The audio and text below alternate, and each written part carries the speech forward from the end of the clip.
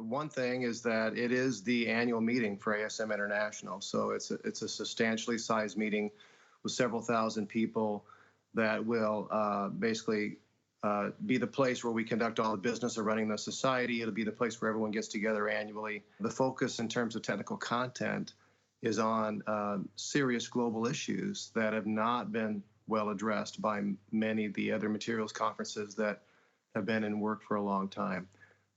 These are things like environmental sustainability. These are things around materials and processes that support automation and the development of robotic systems, how those systems wear, special challenges in dimensional control.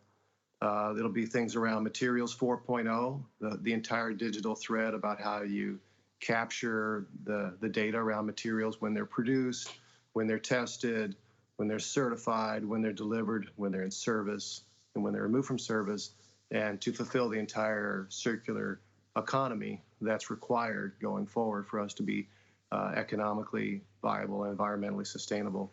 Kicking off next year with IMAT 2020 has given us an opportunity to reformulate the meeting, to really make it a venue that it's going to attract the interests of our membership, bring them to the venue, to the home base in Cleveland, and then to focus on topics that are showing up in the current generation of materials and process engineers. A lot of these growing global topics that are significant challenges that we need to focus on. For example, green energy. How do you find technologies, and how do you solve the problems around materials that will enable us to produce clean energy for the foreseeable future?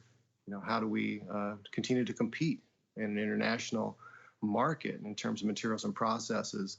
There is a need for IMAT 2020 to give us the space to expand, to address these very serious and very interesting questions in the form of a technical meeting, and to create a venue that would be attractive for the membership.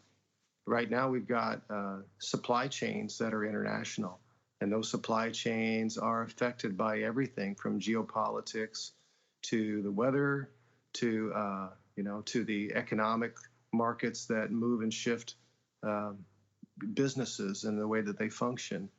And most of our membership work in a business, so they understand these things are extremely important to the success of their business.